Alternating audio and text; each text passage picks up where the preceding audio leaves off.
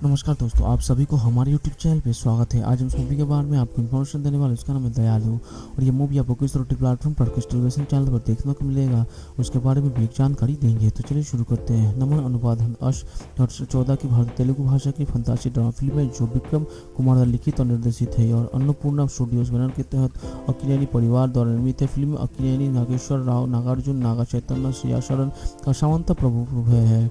ये फिल्म 2013 तक केशी वर्षों के दौरान विभिन्न समस्याओं के पर आधारित है। ये पुनर्जन्म पर आश्वस्त प्रेम की अवधारणाओं के संबंधित है। कथानक में एक धनी व्यवसायी नागेश्वर राव नागार्जुन अपने मृत माता पिता जैसे एक युवा जोड़े को एक साथ लाने का प्रयास करता है। बुजुर्ग चैतन्य नागेश्वर राव व्यवसायी और एक और डॉक्टर को एक साथ लाने का प्रयास करता है। चैतन्य ने मृत माता पिता के मिले जुलते हैं जिसके बचपन में ही गई गलती के कारण मृत्यु हो गई थी। ये फिल्म 28 करोड़ के बजट में बनी। हर्षवर्धन के लिए संवाद लिखे, जबकि पूनम स्वरूप सेना के फिल्म का संगीत तैयार किया। PS विनोद के फिल्म के सिनेमेटोग्राफी को संभाला। प्रवीण बूदी फिल्म का संपादन के उत्पादन 3 जून 2013 को शुरू हुआ।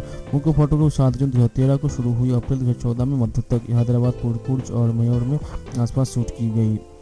मनम नागेश्वर राव की आखिरी फिल्म थी जिनकी फिल्म का निर्माण चरण के दौरान 22 जनवरी 2014 को मृत्यु हो गई थी और इसे उचित विदाई और उसके बेटे नागार्जुन की ओर से श्रद्धांजलि के रूप में प्रचारित किया गया था। फिल्म 23 मई 2014 को दुनिया भर में रिलीज हुई, जिसे आलोचकों से सकारात्मक समीक्षा मिली और यह व्यावसायिक रूप से सफल रही। इसने अपने भोजन काल में 62 करोड़ के लिए एक संग्रह किया। इसे 29 नवंबर 2014 को भारत में 45वें राष्ट्रीय फिल्म महोत्सव के NRI के श्रद्धांजलि अनुभवों के श्रद्धांजलि किया गया था। फिल्म ने कई प्रशंसक बटोरी। इसने तेलुगु श्रेणी सर्वश्रेष्ठ फिल्म और सर्वश्रेष्ठ निर्देशक सहित दक्षिण में 5 फिल्म फेयर पुरस्कार जीते। राधा मोहन और कृष्णा बेनी एक जैसे जोड़े हैं जो शुरू में एक दूसरे से प्यार करता थे, लेकिन बाद में कई गलतफहमी के कारण उनका विवाहित जीवन कठिन हो गई। उन्होंने अपने 6 साल के बेटे इच्छा खिलाफ तलाक के लिए अर्जी देने का फैसला किया। हालांकि 14 फरवरी 1983 को सुबह 20 बजे अकेले के कार्यालय में जाने समय घटनास्थल पर बास एक कार दुर्घटना में उनकी मृत्यु हो गई। 30 साल बाद उनका बेटा नागेश्वर राव एक अमीर और एक प्रभावशाली व्यवसायी बन जाता है। वो अपने माता पिता के हमशक्ल नागार्जुन और प्रिया से मिलता है। उसने दोस्ती करने के बाद राव उन्हें एक जोड़े के रूप में फिर से स्थापित करने का फैसला किया है, लेकिन जब नागार्जुन अपनी प्रेमी का परिचय देता है तो वो चौंक जाता है। वह अपने निजी कलाकार के गिरीश कर्नाड की मदद से रिश्ता खत्म करने की कामयाब हो जाते हैं। इस बात से अनजान नागार्जुन किसी के प्यार न पड़ने की कसम खाते हैं। उसी घटना पर राव की मुलाकात डॉक्टर अंजलि से होती है जो पहली नज़र में ही उसे प्यार हो जाती है। वो एक घायल बूढ़े व्यक्ति है। वो पास जहाँ अस्पताल में भर्ती करने की उसकी मदद करता है और उसका रक्तदान करता है। घायल व्यक्ति चैतन्य उस जोड़ी को देखकर हैरान रह जाता है क्योंकि वो उसके मृत माता पिता सीतारामड्डू और रामलक्ष्मी से मिलते जुलते हैं। सीतारामड्डू एक वेस्टर्न से थे जो अपने पिता की मृत्यु के बाद अपने पारिवारिक व्यवसाय को संभालने के लिए लंदन से लौटे थे। वो जमींदार थे और कांटों के शौकीन थे। संभालित दुल्हों की तस्वीरें देखने समय सीतारामड्डू एक गरीब किसान रामलक्ष्मी को चैतन्य है एक मध्यस्थ के कहते हैं कि वो सीतारामड्डू से मिले बिना ही प्रस्ताव स्वीकार कर लेती है, लेकिन उससे 6 महीने बाद मोहल्लम गांधी से, क्योंकि उसे गांव की परंपरा का पालन करते हुए दूल्हे के लिए नए कपड़े खरीदने होते हैं। सीतारामड्डू को इसके बारे में पता चलता है और वो एक दूसरे एक्सप्रेस में रामलक्ष्मी से मिलता है। उनकी मदद के रामलक्ष्मी 3 महीने के पर्याप्त अनाज की खोते करने की उस पैसे के नए कपड़े खरीदने के सक्षम है। अपनी शादी के दिन उसे ये जानकर दुखद आश्चर्य हुआ कि सीताराम उसका चुना हुआ दूल्हा है और उन्होंने शादी कर ली है। 14 जनवरी 1924 और उन्होंने 4 को, लेकिन बुखार में बुढ़ी 8 वर्षों चैतन्य ने पेट से दर्द होने का नाटक किया ताकि उसने माता पिता के वापस लौट आए।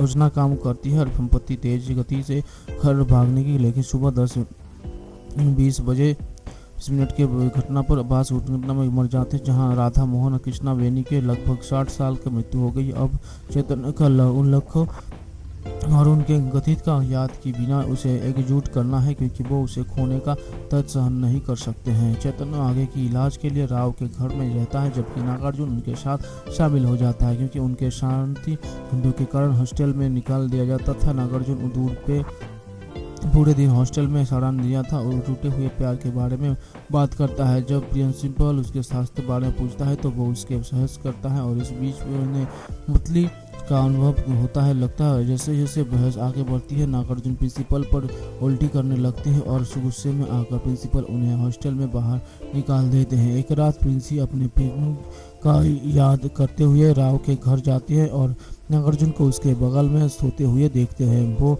रोते हुए घर के निकल जाते हैं जबकि राव अंजलि को लुभाने का प्रयास करते हैं। नागार्जुन को प्रिया सलाह कक्षाओं में शामिल हो जाती है जहां प्रिया लगातार नागार्जुन को प्रति उनका गुस्सा व्यक्त करते हैं। 13 फरवरी 2014 को रिलीज के बाद जन्मदिन की अंजलि ने उन्हें प्रस्ताव दिया कि जिसे स्वीकार कर लिया है उससे चैतन्य बहुत खुश है। प्रिया की मुलाकात वहाँ नागार्जुन से होती है जो के बेस में होता है। फिर मोहन बताता है कि जिस रात वो सदमे में घर निकली थी उस रात उसे भी अपने पिछले जीवन की याद आ गई है। वो अपने गलत कामों के लिए सभी जताता है जबकि सिमरन और बॉबी अपराध स्थल को साफ करते हैं और मोहन की लाश को एक सूटकेस में भर देता है जिसे बदमाशी बॉबी ले जाता है। फ्लैशबैक में ये पता चलता है कि मोहन को घर पहुंचने पर सिमरन और बॉबी की बेरहमी को पता चलता है जिसके कारण उसकी मृत्यु हो गई। करुण तब पता चला जाता है जब सिमरन वापस रिकॉर्डिंग का इस्तेमाल ये दिखाने के लिए करते हैं कि मोहन आया था 1 करोड़ रुपए के साथ एक संपत्ति के मुद्दे के निपटने के लिए जा रहा है।